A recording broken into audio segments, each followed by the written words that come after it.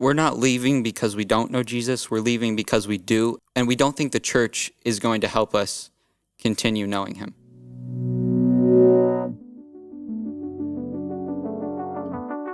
Hey everybody, welcome to this week's episode of Kettering Connect, the weekly videocast and podcast where I get to hang out with the speaker, the preachers, whoever happens to be hanging out with us from the previous weekend who preached, and we open the scriptures and break it down and apply it to life. And in case you haven't noticed, today's guest is really pretty awesome. I am.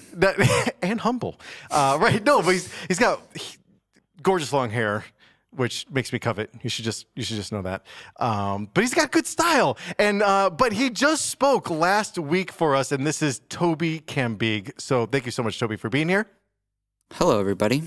And okay, so hello, everybody. Got like that radio voice going on. That's great, right? That's so good. You should I feel like you're better at this than I am. I might replace you. You might replace me. Yep. So you're seeing it right here. So this might be the last time I'm doing this. So There you go. Hey everybody, I'm Jason Calvert. I'm the new Jason Calvert. Yeah. You gotta shave flap my your head. arms a lot. Yeah. And you have way too much hair. I'll shave it. So yeah. But anyway, so Toby, you spoke last week. It was super awesome. So thank you so much for that. I know who you are. In fact, we were just going down a little walk down memory lane a moment ago. Toby has been in our youth group for years now, not just at the junior high level, now at the high school level. But at his 8th grade graduation, I had the honor of speaking for that graduation. And I had this to say years ago about Toby, which actually I feel like was a little prophetic. And this is what I said about Toby in his graduation speech. I said, end quote, "And to what degree will be the rise of society where there's no more phony, due to the mission, passion, and action of you, Toby Cambigue." Unquote. So, right? So mission, passion, action, not being phony. We were actually just talking about this, right? A little bit ago. So I know who you are.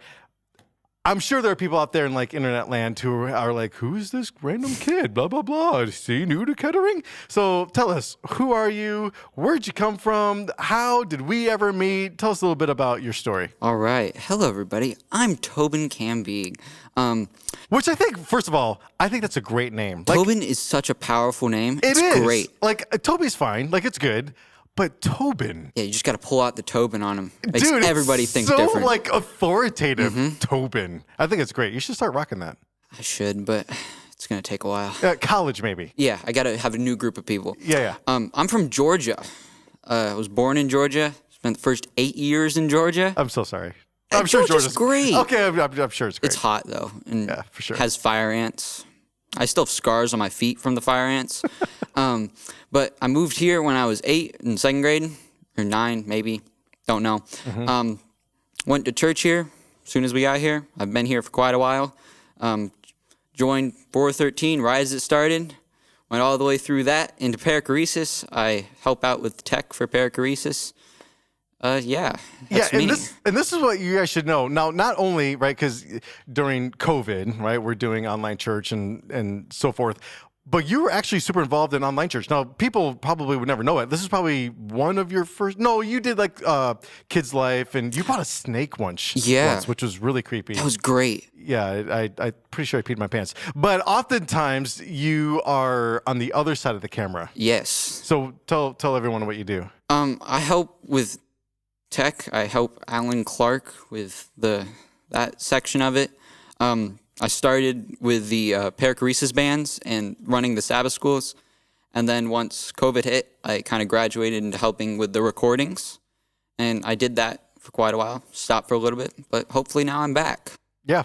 Well, and this is the thing, when church is normally happening in person, I don't know what time, the average Kettering Connect viewer shows up to church. If church starts at 10, be honest, you show up at 10, 12, don't you, right? Or if church starts at 12, it's about 12, 17, you start walking in. Tobin, I'm going to start using that. So good. Yeah, that's great. Tobin, he shows up to church. Tell everybody, when you show up to church on a regular, normal Sabbath. So for a regular Sabbath, I would show up at 8 to get ready for the band to practice. 8 a.m., people.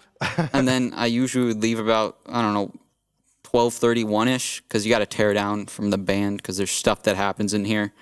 That was my schedule for quite a while until COVID hit. Right. And so I just think everyone needs to know, man, we have some teenagers who are passionate and who actually care a lot, and they give a lot of their time and their energy. So basically, Toby would show up, 8 to 1, basically every Saturday, just because he believes in it. And so anyway, so again, Toby, just thank you so much. You're a rock star, and I really appreciate you. I think that's really good. So I hang out with teenagers a lot because I think they're pretty awesome. But maybe for everyone else out there, they're like, okay, look at this kid. What does he know, right? Are teenagers weird, right? Yes. Okay, absolutely, right? They have weird thoughts. They do this thing called, they do things that are just weird. I don't even understand them, right? So everyone just kind of listening, like, tell us, what's it really kind of like being a teenager in 2021? Being a teenager, I think any year is always going to be kind of hard because you're going through a lot of changes very quickly. You do most of your like emotional and physical development is in this like 10-year span of your life. And so there's a lot happening all the time. And when you add the added pressure of, I haven't seen some of my friends in over a year. Right. Even within your own like class, right? Yeah. Yeah. They're just people I haven't seen because we've been so separated. Right. So it's hard. I think harder than it usually is. I feel that in a sense we're very connected to our feelings when you're a teenager because they're all very much developing. So when you hear your parents and they talk about your high school, their high school experience and how those were those 4 years and you never get them back, a lot of us, we've missed almost a year and a half of those. And we're never going to get those back. And sometimes you look at that and you're like, well, that sucks. Yeah, for sure. Dude, I look at that, I'm like, man, that sucks. What's you going to do about it? Right. It is what it is. Yeah, but the good news is, right, like you're a sophomore. I got 2 more years. You got 2 more years, right? But you got to think about the seniors, right? Right. They're going to miss Basically. like 3/4 of their senior year. They're not going to be with their class, and that's going to suck for them. But right. But hopefully we're getting through this and we're getting through it together. But I think you bring up a really good point about how important it is to be connected within community, with your friends and family and that sort of thing. And so speaking of like being connected and what life is like as a teenager during the pandemic and this year and all the crazy that goes along with it. So this last week you talked about staying focused on Jesus, right? In fact, your sermon message was shifting focus, right? The importance of staying focused on him when it's really easy to be focused on all the other things going on in life. And you actually even alluded to it. It was really good. You were talking about, focused on politics, or you had another example. I forget what it was, but you rattled off a few examples. But for you, right, as a sophomore, teenager in 2021, everyone is a story, right? In fact, the text that you referred to at the end in Hebrews 12 alludes to this fact. Hebrews 12, 1 and 2 says that we have this God who is the author and perfecter of our faith, right? Which implies there's a story. So you're a story. We're all walking a spiritual journey that is a story that God starts, and ultimately it's his responsibility to bring to completion an end. But for you, like, what has helped you walk and grow in your spirituality? I think I have 2 parts to this. Yeah, cool. The first part is going to be consistency.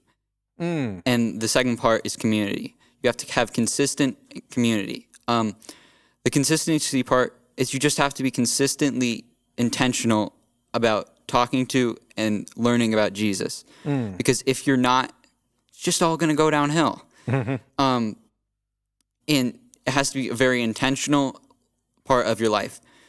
If you set, say 20 minutes aside every day at this time and say, I'm going to sit down and I'm going to read the Bible and I'm going to just be with Jesus. Once you've done that for a while, that's going to start bleeding over into the rest of your life. And until your entire life, you're just focused on Jesus.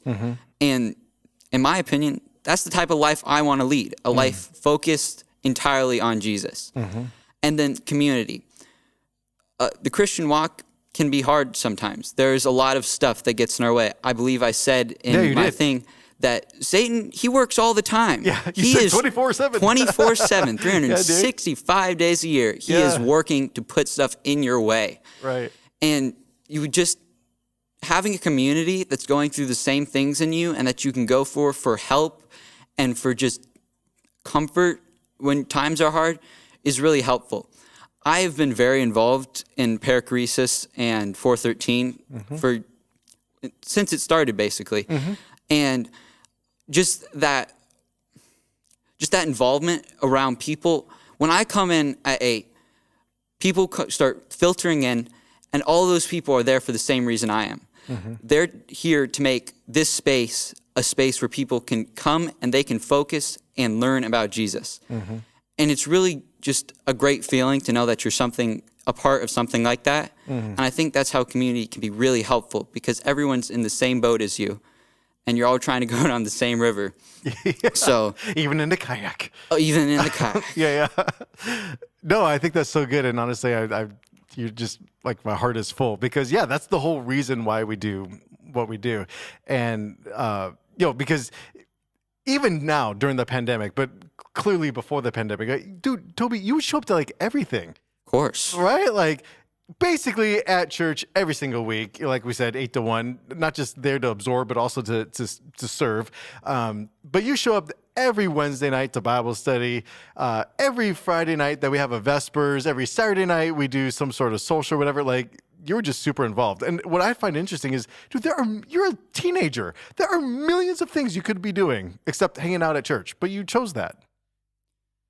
Yeah, and I think that comes back to the consistency and intentional. You have to be intentional, because sometimes when I show up on a Wednesday to sit through a bunch of people trying to learn how to play instruments, that cannot always be that fun, all right? Sometimes your ears get hurting after about a half hour. And that's so funny. But you have to be intentional to put yourself with people who are there for the same reason, who are in the same walk with you. Yeah. Because church isn't one person, it's a community of people trying to learn and be like this one person. And I think when you realize that your walk with God is not like, yes, it's your walk with God, but having people around you to help you and like walk with you is just much easier. Did you get that quote? That is so quotable. I'm totally going to misquote you, but you just said church is like a group of people who are a whole bunch of persons trying to be like that one person. Yeah. No, that's so good. I should write that down and preach that someday. That's good. Okay, so you're involved in church, consistency, community. You believe in this stuff, obviously. You're a leader, take ownership, super involved. But sometimes, I'm right, because I talk to a lot of teenagers, and which I love. But sometimes I feel like there's a disconnect between like the teenage world and their desires and their hearts, and like the adult world and their desires and their hearts, and perceptions of what church is and what it could be and what it should be. So like really for you, like, because you have like this phenomenal opportunity to tell all of the adults in the internet world, something that maybe or have them think about something that perhaps they've never thought about before. If you could, like, what do you wish adults understood about teens and church? The thing that I wish adults understood about teens and church is that if you see a teen that's maybe moving away from the church, it's not because they don't know about Jesus, because chances are they do. If you've grown up Adventist, since you were a little kid, I think the Adventist church does a really good job in like Sabbath school and everything. When I was in 6th grade, I could basically tell you about any Bible story. That's so true. We know about Jesus.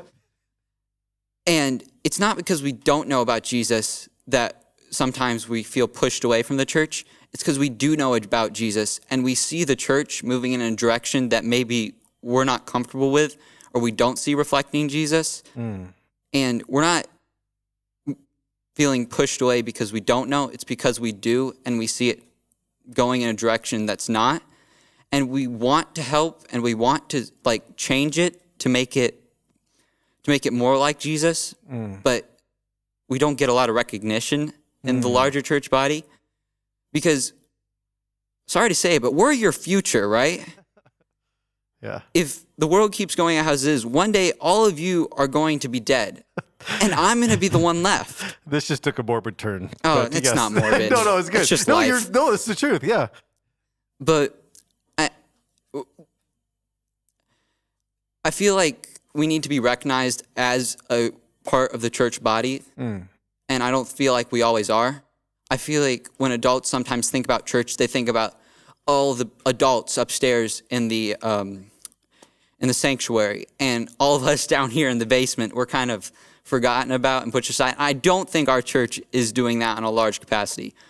If you look around down here where we are, we're definitely thought about. Oh, yeah.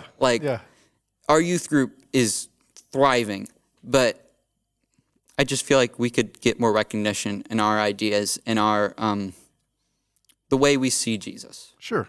And maybe even what I'm also hearing you say is trusted a little bit more. Yeah. I talk to a lot of people, both high school kids and young adults, and even people like my age, which would be considered middle-aged. But right, like oftentimes I hear the sentiment like the reason I needed to leave church is so that I could grow with my walk with Jesus. Yeah. Which is kind of what I'm hearing you say. Like church, I know it's supposed to help with my walk with God, but it kind of gets in the way. Yeah. We're not leaving because we don't know Jesus. We're leaving because we do, and we don't think the church is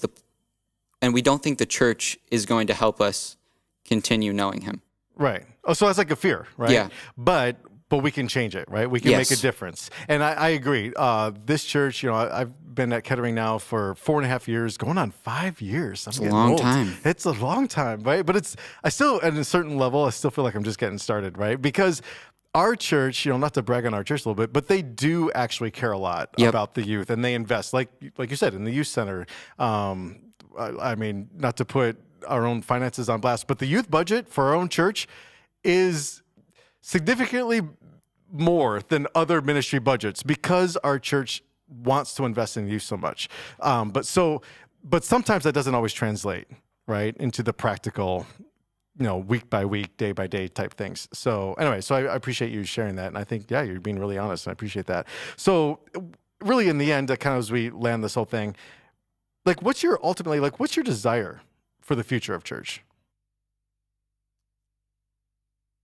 I'm going to draw off my sermon real quick. Yeah, do it. It was a good one. Everyone, if you haven't seen it, go back and watch it. This is adding on to it, so you got to have both parts. Yeah. I feel like our church needs to be like a prism, because prisms, they reflect and they focus. And I want our church to be a place where we take people's focus and we reflect it and we focus it onto Jesus. Because the world is full of distractions.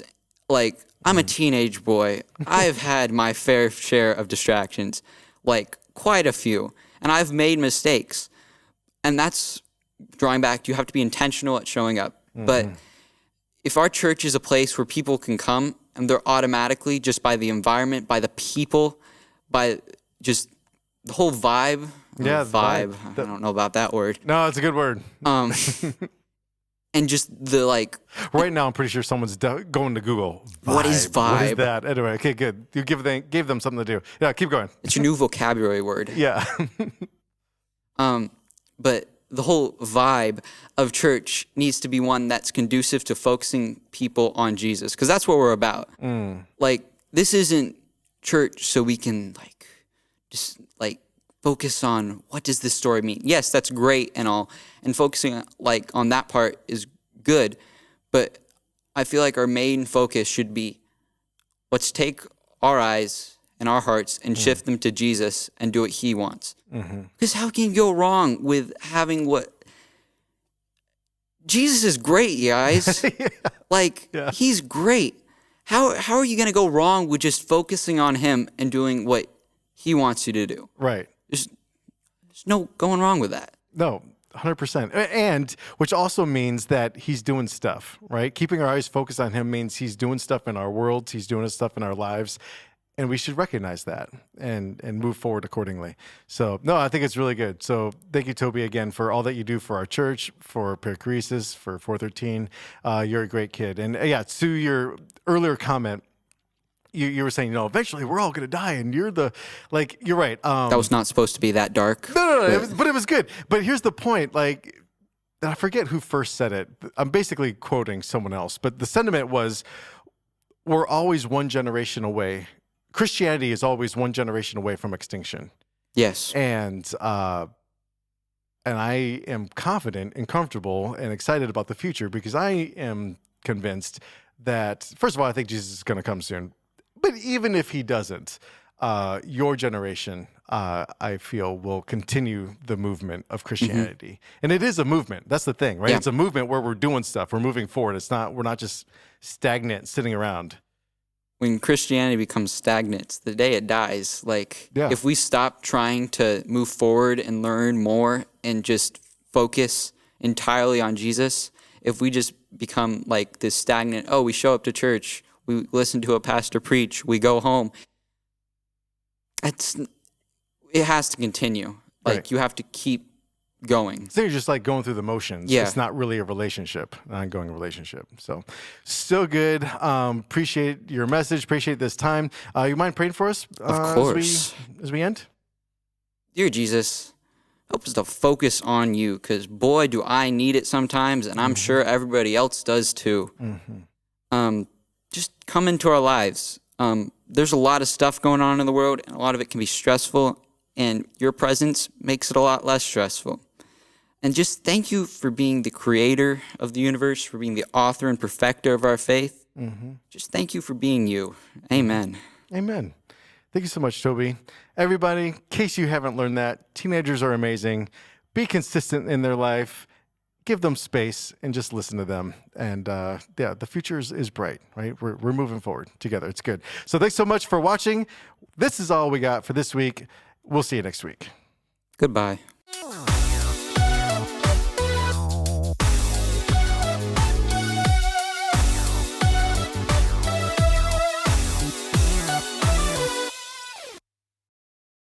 Oh, he's already started the timer. All right. It's unfortunate. Dude, that is unfortunate. Nothing gets cut, Jason.